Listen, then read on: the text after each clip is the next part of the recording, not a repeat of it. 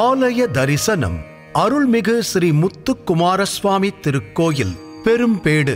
சென்னையிலிருந்து சுமார் 45 கிலோமீட்டர் தொலைவில் அமைந்துள்ள பொன்னேரி என்ற இடத்திலிருந்து பழவேற்காடு செல்லும் பாதையில் ஆற்றுப் பாலத்தை கடந்தவுடன் வலது பக்கம் திரும்பினால் அங்கிருந்து 7 கிலோமீட்டர் தொலைவில் பெரும்பேடு கிராமம் அமைந்துள்ளது. அந்த கிராமத்தில் தன்னை நாடி வரும் பக்தர்களுக்கு சகலவிதமான நன்மைகளையும் வழங்கும் வகையில் அமைந்திருக்கிறது ஸ்ரீ முத்துக்குமாரசுவாமி திருக்கோயில்.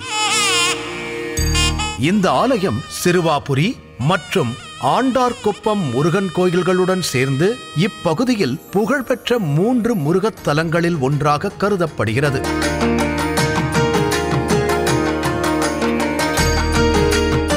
ஆலய நுழைவாயில் கோபுரத்தை கடந்து உள்ளே சென்றால் நுழைவாயிலின் மேலாகவும் உள்ளே நுழைந்தவுடன் காணப்படும் மண்டபங்களிலும் சுவாமி சன்னதிகள், ஆலயத்தின் உட்புறச் சுவர்கள் ஆகியவற்றிலும் கண்கவர் வண்ணங்களுடன் இறைவன் இறைவி ஆகியோரின் திருவுருவங்களும் முருகப்பெருமானின் திருமணக் காட்சி ஆகியவையும் மிக அழகாக அமைக்கப்பட்டுள்ளது. கொடிமரம், பலிபீடம், முன்மண்டபம் ஆகியவை காட்சி அளிக்கின்றன. மிகப்பெரிய அரச மரமும் வேப்ப மரமும் ஒன்றாக காட்சி தருகிறது. அதன் அடியில் விநாயகப் பெருமானும் நாகராஜனும் காட்சி தருகிறார்கள். சுவாமி கருவறை மூலஸ்தானத்திற்கு முன்பாக இருபுறமும் ஸ்ரீ விநாயகப் பெருமானும் பால தண்டாயுதபாணியும் அருள் புரிகிறார்கள்.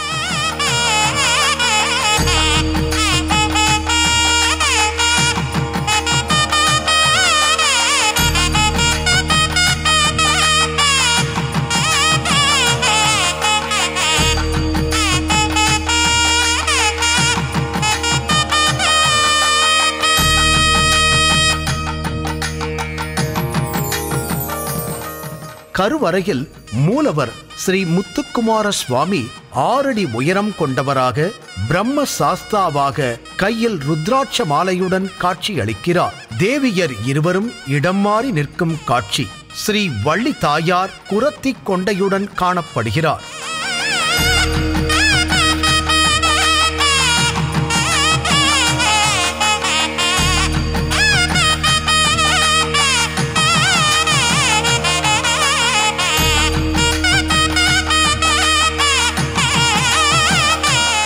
சுமார் 600 வருடங்களுக்கு முன்பாக உள்ள கோயில் என்று சொல்லப்படுகிறது. பின்பு கால மாற்றத்தில் கோயில் மண்ணில் புதையுண்டு போனதாகவும், பின்பு ஒரு வண்டிக்காரர் கனவில் முருகப்பெருமான் தோன்றி தன்னுடைய இடத்தை காட்டியதாகவும், மண்ணை தோண்டும் பொழுது மண்ணிலிருந்து முருகப்பெருமான் தேவியருடன் வெளிப்பட்டதாகவும், பின்பு அதற்கு ஒரு சிறிய ஆலயம் அமைத்து வழிபட்டு வந்ததாகவும் கூறப்படுகிறது. காலம் மாற மாற ஈரை அருளாலும் ஊர் மக்கள் ஒத்துழைப்பாலும் முருகப்பெருமானின் திருவருளாலும் இன்று மிகப்பெரிய ஆலயமாக நம் கண் முன்னே கம்பீரமாக காட்சி அளிக்கிறது ஸ்ரீ முத்துக்குமாரசுவாமி திருக்கோயில் எனும் பெரும்பேட்டில் அமைந்துள்ள இந்த ஆலயம்.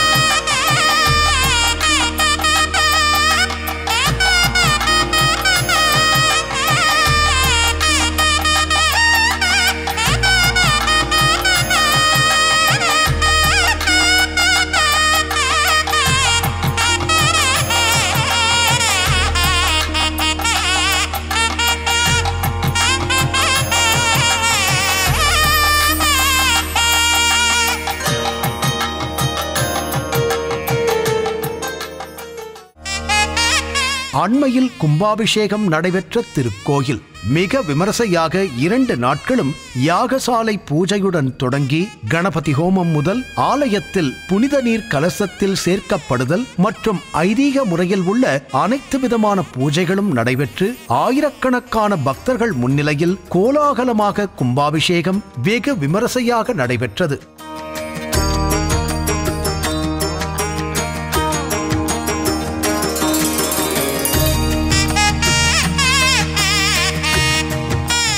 இந்த ஆலயத்தின் தல வரலாற்றை செவிவழி செய்தியாகவே அறிந்து கொள்ள முடிகிறது.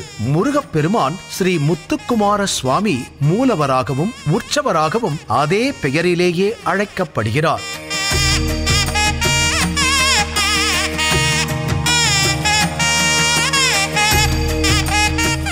சுவாமிக்கு சிறப்பான முறையில் அபிஷேகம் நடைபெற்று அலங்காரத்தில் காட்சியளிக்கிறார். ஸ்ரீ வள்ளி தேவசேனா சமேத ஸ்ரீ முத்துக்குமார சுவாமியை மனமுருக வழிபட்டு ஆலயத்தில் அருள் புரியும் மற்ற தெய்வங்களை தரிசிப்போம். ஸ்ரீ விநாயகப் பெருமான் அருள் புரிகிறார். ஸ்ரீ அன்னபூரணி சமேத ஜோதீஸ்வரர் சன்னதி அமைந்துள்ளது. தென்முக கடவுளான ஸ்ரீ தட்சிணாமூர்த்தி, ஸ்ரீ மகாவிஷ்ணு, அருள்மிகு கால பைரவர், ஸ்ரீ துர்க்கை, ஸ்ரீ சண்டிகேஸ்வரர் மற்றும் நாகர் நவக்கிரக சன்னதி ஆகியவை அமைந்துள்ளன.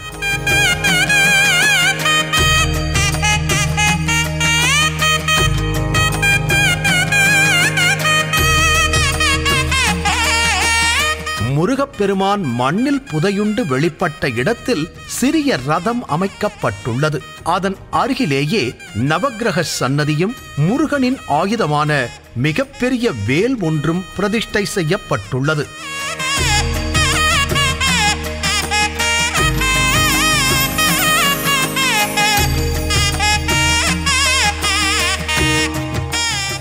ஆலயத்தின் முக்கிய விசேஷ நாட்களாக செவ்வாய்க்கிழமை மற்றும் மாதாந்திர கார்த்திகை, சஷ்டி, சித்திரை மாத கார்த்திகை திருவிழா மிக விமர்சையாக கொண்டாடப்படுகிறது. அன்றைய தினம் பக்தர்களின் கூட்டம் கட்டுக்கடங்காமல் இருந்தாலும் ஆலயத்திற்கு வந்து நேர்த்திக் கடன்களை செலுத்துவார்கள். அதே போன்று சித்திரை மாத தமிழ் வருட பிறப்பன்று எல்லா ஊர்களிலுமிருந்தும் பக்தர்கள் இங்கு வந்து வழிபாடு செய்வதை வழக்கமாக கொண்டுள்ளனர். அதிலும் அம்பத்தூரிலிருந்து காவடி எடுத்து பாத யாத்திரையாக புறப்பட்டு இங்கு வந்து அடைவார்கள். சுவாமிக்கு பால் குடம் எடுத்தும் காவடி எடுத்தும் தங்கள் பக்தியை வருடம் தவறாமல் நிறைவேற்றிக் கொண்டு வருகின்றனர்.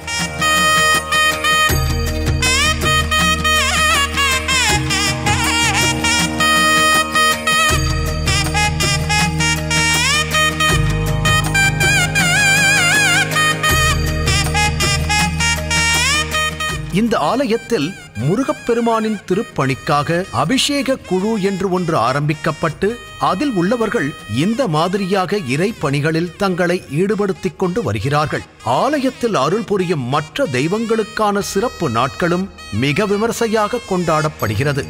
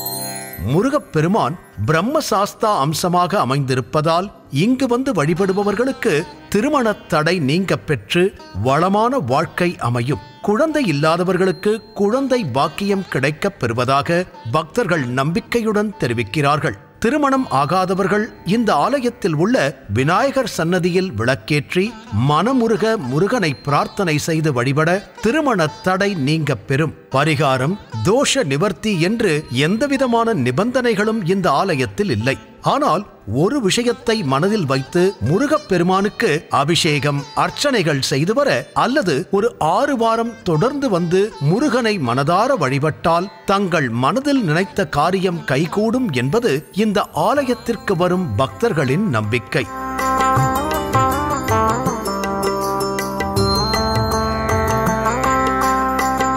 இந்த ஆலயத்தின் மூலவரான முத்துக்குமார சுவாமி ஈசான மூலையில் அமைந்திருப்பதால் எல்லா செல்வங்களையும் பக்தர்களுக்கு வாரி வழங்குகிறார்.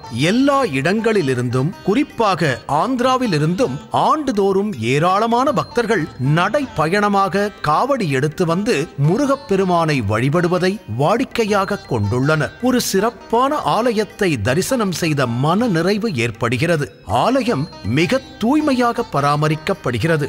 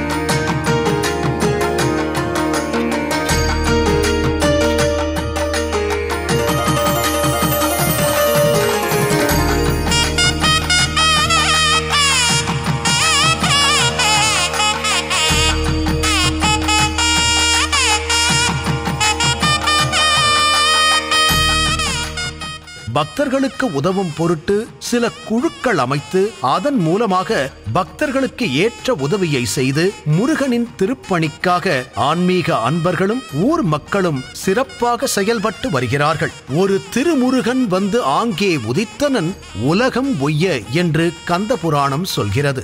உதித்தனன் உலகம் ஒய்ய என்றால் என்ன பொருள்? அதாவது சூரியன் உதித்தான் என்றால் என்ன பொருள்?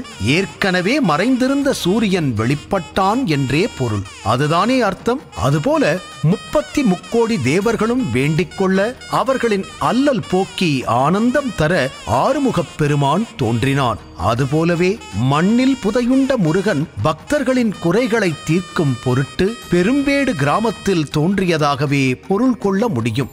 அருவமும் உருவமும் ஆகி அனாதியாய் பலவாய் ஒன்றாய் பிரம்மமாய் நின்ற ஜோதி பிழம்பதோர் மேனியாக கருணைக்கூர் முகங்களாரும் கரங்கள் 12 கொண்டே ஒரு திருமுருகன் வந்து ஆங்கு உதித்தனன் உலகம் ஒய்ய. கந்த புராணம். ஆலய தரிசனம் காண்போம். பெரும்பேடு ஸ்ரீ முத்துக்குமார சுவாமி அருள் அனைவருக்கும் கிடைக்க வேண்டும் என்று மனதார பிரார்த்திப்போம். முருகா சரணம், முருகா சரணம், முருகா சரணம்.